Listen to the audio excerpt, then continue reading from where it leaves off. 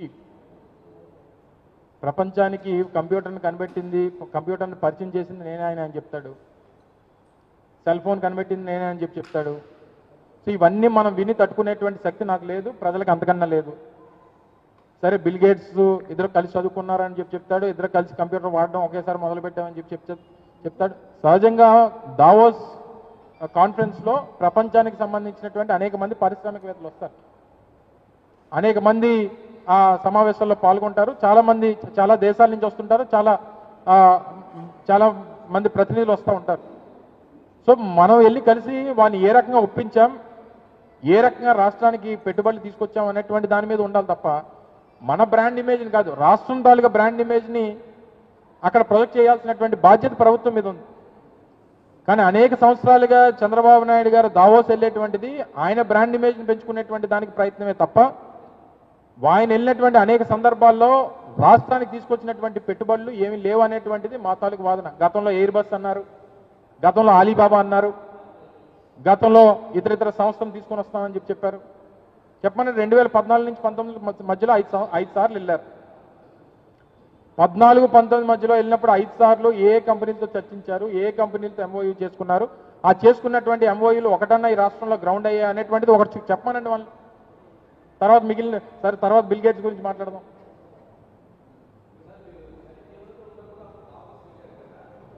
మేము వెళ్ళినప్పుడు లేదు, మేము వెళ్ళినప్పుడు మేలు అయిందమ్మా, మేము వెళ్ళినప్పుడు లేదు, నువ్వు పొరపాటు పడ్డాం. చెప్పాను కదా, మేము చెప్పింది జేఎస్డబ్ల్యూ జిందాల్కి సంబంధించి, కానీ అదాని డాటా సెంటర్ డిస్కషన్ అక్కడే జరిగింది. దాని తర్వాత మహీంద్రా గుర్నాని గారు వాళ్ళ అబ్బాయి ఓ ప్రాజెక్ట్ ఇంప్లిమెంట్ చేస్తామంటే రాజమండ్రిలో ప్రాజెక్ట్ కన్స్ట్రక్షన్ అవుతా ఉంది.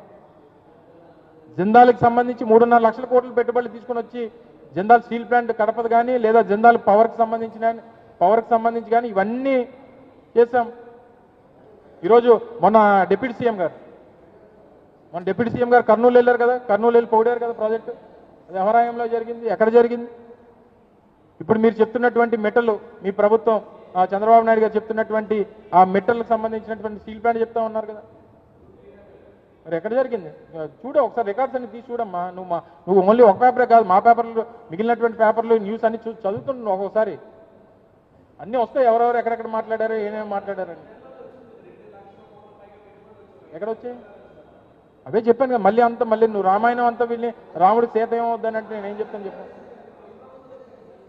గ్రీన్ హైడ్రోజన్ హబ్ నేను చెప్తాను, నేను మంత్రిగా సంతకాలు పెట్టాను, సంబంధించినటువంటి శాఖ మంత్రిగా గ్రీన్ హైడ్రోజన్కి సంబంధించి ఎన్టీపీసీ గ్రీన్ హైడ్రోజన్ హబ్ అక్కడ ఏర్పాటు చేయడం కోసం, ల్యాండ్ ట్రాన్స్ఫార్మ్ చేయాలి, ల్యాండ్ యూసేజ్ మార్చడం కోసం, అక్కడ గ్రీన్ హైడ్రోజన్ స్థాపన కోసం సంతకం పెట్టింది ఆ సంబంధించినటువంటి శాఖ మంత్రిగా. ఆ రోజు నేను అధికారంలో ఉన్నప్పుడు నేను పెట్టా, మా ముఖ్యమంత్రి గారు దాన్ని అప్రూవ్ చేసి క్యాబినెట్లో మేము దాన్ని ఓకే చేసింది మా ప్రభుత్వం.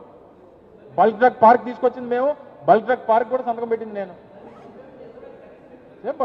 చూసుకో అమ్మా, చూసుకో ఒకసారి. సరే అవన్నీ తర్వాత రాజకీయాలు వచ్చినటువంటి ఫలితాలు ఇవన్నీ పక్కన పెడితే చేసింది మేము అనేటువంటి దానికి రుజువులతో సహా అన్ని రికార్డెడ్ ఎవిడెన్స్లే కదా, చెయ్యాలి కదా. మరి కొనసాగించకపోతే ఏం చేస్తారు? ఇప్పుడు ఎన్టీపీసీ గవర్నమెంట్ ప్రాజెక్ట్ కాబట్టి, bulk drug park government project కాబట్టి, సెంట్రల్ గవర్నమెంట్కి సంబంధించింది కాబట్టి టేకప్ చేస్తున్నారు. ఏ ప్రైవేట్ అనుకో జగన్మోహన్ రెడ్డి గారి టైంలో వచ్చింది కాబట్టి పొమ్మన్నారు కదా జిందాల్ ఓన్లీ, జిందాల్ వాళ్ళు పొమ్మన్నారు కదా జిందాల్ ఓన్లీ. అది జగన్మోహన్ రెడ్డి గారు హయాంలో తీసుకొచ్చారని అక్కస్తోనే కదా పొమ్మన్నారు వాళ్ళని. 3.5 లక్షల కోట్ల పెట్టుబడులు పొమ్మన్నారు కదా బయటికి. బల్క్ డ్రగ్ పార్క్ అనేటువంటిది సెంట్రల్ గవర్నమెంట్ నుంచి 1000 కోట్ల రూపాయలు ఆ ప్రాజెక్ట్ కోసం ఫండింగ్ సెంట్రల్ గవర్నమెంట్ ఇస్తూ ఉంది. 17 రాష్ట్రాలు పోటీ పడ్డాయి. దక్షిణ భారతదేశం నుంచి సాధించినటువంటి ఏకైక రాష్ట్రం ఆంధ్రప్రదేశ్. ఆ ఘనత మరి ఒప్పుకోకపోతే ఎలాగా?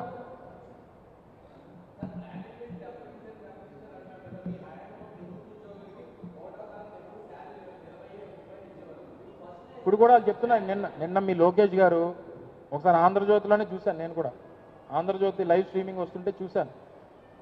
మరి నువ్వేమో ఇచ్చేస్తున్నాను అంటున్నావు, మంత్రిగా ఉన్నటువంటి లోకేష్ గారు ఏమో మేమేమో జీతాలు ఇవ్వలేకపోతున్నాం ఆయన చెప్తున్నాడు. మరి మీ జీతాల గురించి మాట్లాడుతున్నామో, మీ ఏబిఎన్ ఆంధ్రజ్యోతి జీతాల గురించి మాట్లాడుతున్నామో, లేకపోతే రాష్ట్ర ప్రభుత్వం అది ఉద్యోగుల సంఘం మాట్లాడుతున్నామో నాకు అర్థం కాదు. స్టీల్ ప్లాంట్ గురించి నేను మాట్లాడుతున్నాను. సరే కొన్ని అన్నీ జరిగాయి అనుకునే మేము ప్రతిపక్షంలో ఉన్నాం, ఒప్పుకున్నాం కదా.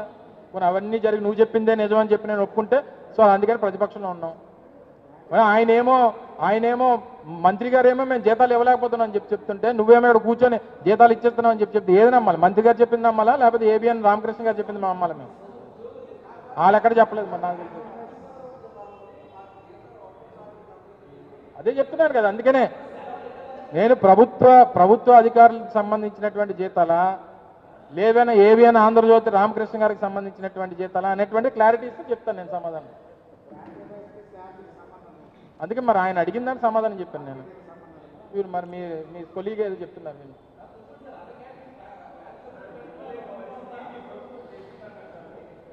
అవన్నీ తెలిసి మరి ఎందుకు హామీలు ఇచ్చాడు?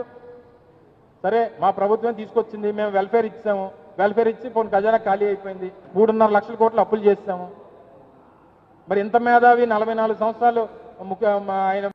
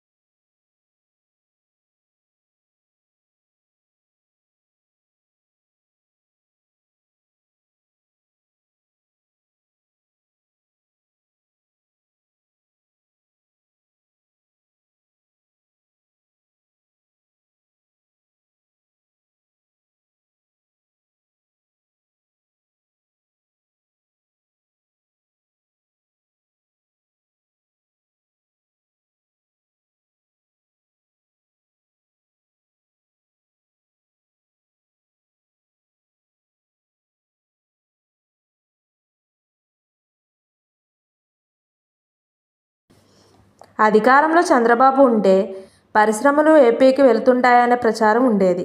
కానీ అందుకు విరుద్ధంగా రాష్ట్రం నుంచి పరిశ్రమలు వెళ్ళిపోతాయని, దీనికి ప్రధాన కారణం రెడ్ బుక్ రాజ్యాంగ పాలనే అని ప్రచారం తెరపైకి వచ్చింది. గతంలో తమకు గిట్టని వైసీపీ ప్రభుత్వంతో పాటు చేతిలో మీడియా ఉందనే కారణాలతో పరిశ్రమలు రాష్ట్రం నుంచి తరలిపోయాయంటూ టీడీపీ పెద్ద ఎత్తున దుష్ప్రచారం చేసిందని విమర్శలు ఉన్నాయి. నీవు నేర్పిన విద్యనే నిరజాక్షి అనే సామెత సందంగా చంద్రబాబు పరిశ్రమలపై టీడీపీ స్ఫూర్తి తీసుకుని వైసీపీ ఆ పార్టీ మీడియా విస్తృతంగా ప్రచారం చేస్తుంది.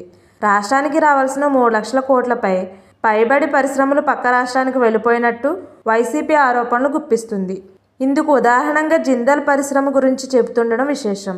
మాజీ మంత్రి గుడివాడ అమర్నాథ్ మీడియాతో మాట్లాడుతూ ఏపీ జిందాల్ పరిశ్రమ 3.5 లక్షల కోట్ల పెట్టుబడి పెట్టాల్సి ఉంటుందని, అయితే ప్రభుత్వం వేధింపులకు పక్క రాష్ట్రాలకు తరలిపోయిందని ఆరోపించారు. దావోస్ నుంచి తండ్రి కొడుకులు ఉత్తి చేతులతో రాష్ట్రానికి తిరిగి వచ్చారని విమర్శించారు. ప్రచారం కోసమే దావోస్ పర్యటనను చంద్రబాబు ప్రభుత్వం వాడుకుందని విమర్శించారు.